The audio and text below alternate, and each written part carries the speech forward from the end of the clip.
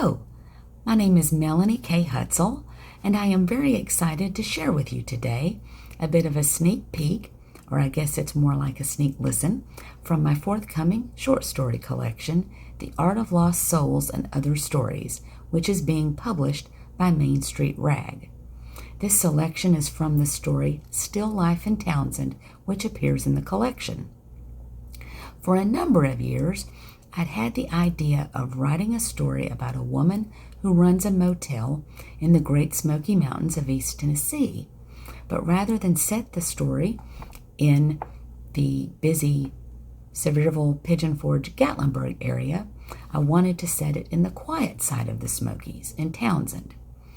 For a long time, I wasn't sure if this was going to be a novel or if this was going to be a story, but it did turn out to be a short story. And then I got the idea of writing the story in a series of tableaus or still lifes. I wanted to see if I could convey conflict with a minimal amount of movement in the piece and with no dialogue. I really grew as a writer, I think, by writing this piece.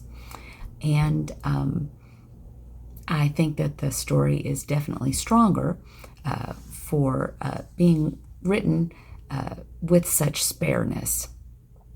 This is an excerpt from Still Life in Townsend. 1.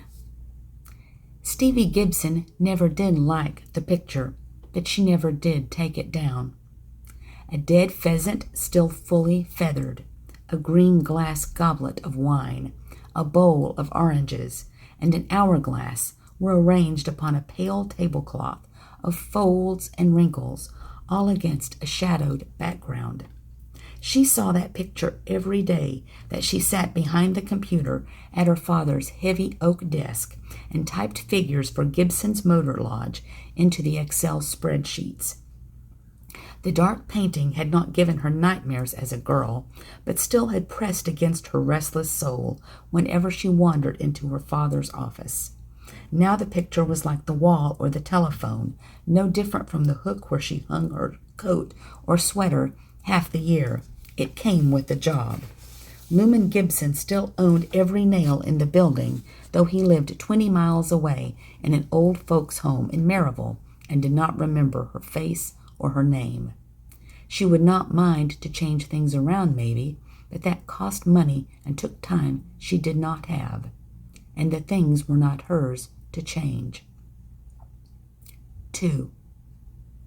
The motorcycle couple wore red bandanas on their heads and American flags on their t-shirts and jackets. Stevie manned the front desk of the family business in Townsend, Tennessee. She shared the no-excuses way the motorcycle couple wore their clothes.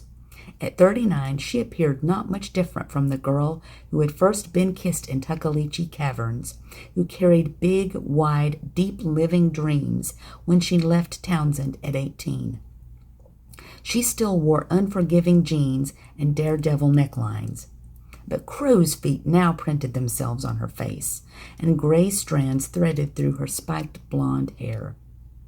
Stevie took the key from the hand of the bearded, booted fellow, as she had from thousands of other hands, and told the man and the woman to enjoy their trip.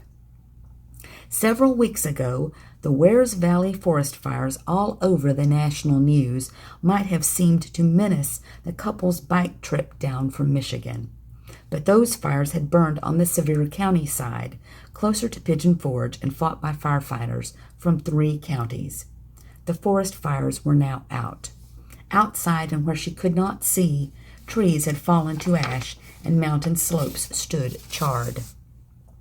Behind the front desk, Stevie watched the motorcycle man and woman push the glass door and walk on through. They were able to do that, to step into the sunshine and push on up the road.